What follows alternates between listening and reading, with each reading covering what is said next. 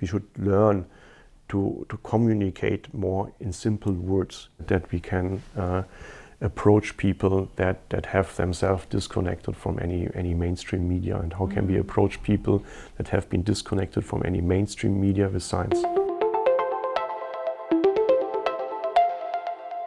During your career you traveled or you worked in a lot of different laboratories and universities, so what did you take away from that?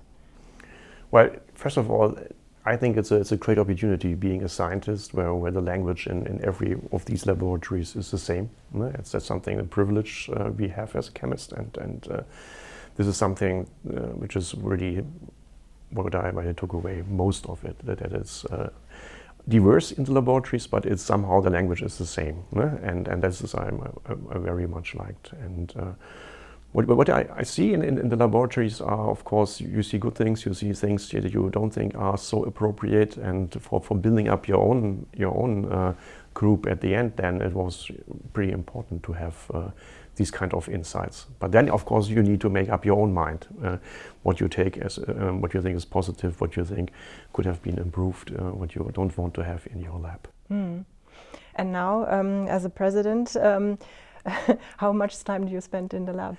In the moment, I still have a group running, but this will decline, and that's a sad thing about being a president, is that my own research will fade away, fade out.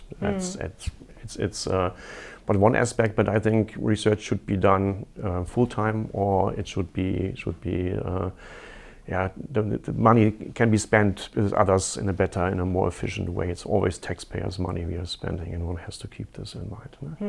But I'm looking forward to what is coming as a president. So seeing many diverse angles of science, and getting insights in humanities and arts, and I think this is also pretty much encouraging and enlightening. And you just said humanities and also other topics are now on your agenda as well. So how is it coming as scientists into these other fields? Is that?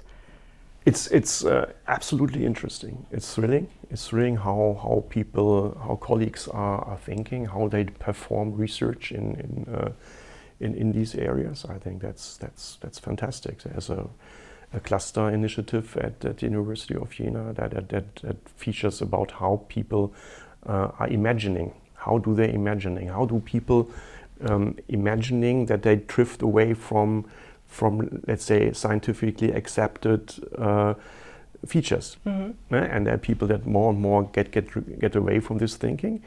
How do they imagining? I think this is something where then science and humanities and arts come together at one side, and this is thrilling, isn't it? I think it's thrilling, and getting more and more insights into this, it's fantastic. Yeah, and also learning probably what can we do against this. Exactly. Again, getting tools, methods, approaches. How can we prevent this in future?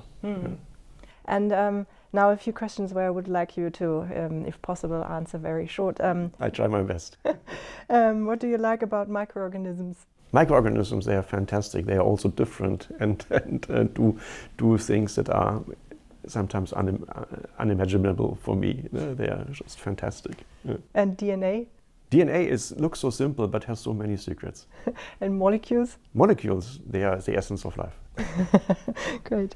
Then a hard question for a short answer. What do you think is success? Prof, a very hard question for a short answer. Success is if at the end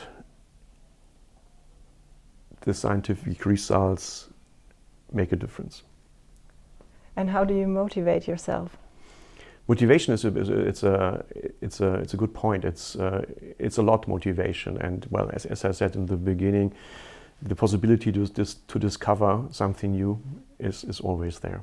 And what are your thoughts about commercialization of research? Is that something PhD students, for example, should learn more? Is that something we are good at or should be better? I'm a strong advocate for commercialization, for transfer. We should really look in this more. In my eyes, we should encourage young people to think about okay, we do basic science at the university, but if the basic science come to results where it's interesting for the sake of being basic science, but also it has an opportunity for application, go this extra step, put some efforts in this, and let's think about commercialization. So I founded a company together with a former PhD student and my wife, and on results that we got from our laboratory. And yeah, it worked.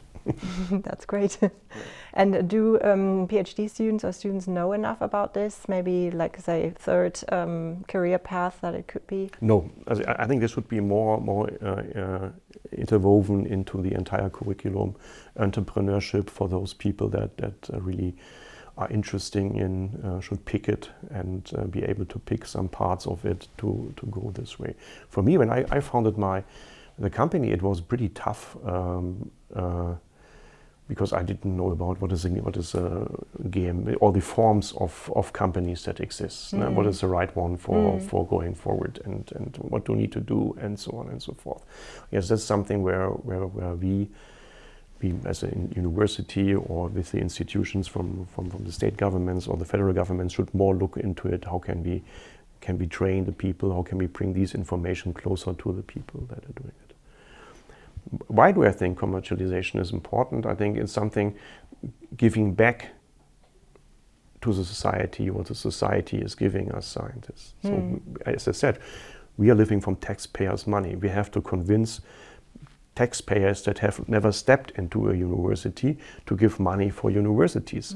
And if the university have this treasure trove of fantastic results, that it might become a product, a fantastic product, where again then from taxes the taxpayer benefits. I think this brings universities closer to the society, and that's something I think we should have an eye on.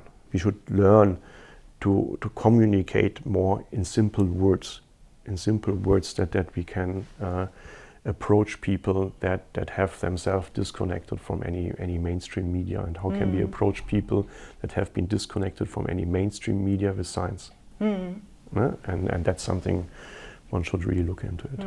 So is research in general going more interdisciplinary?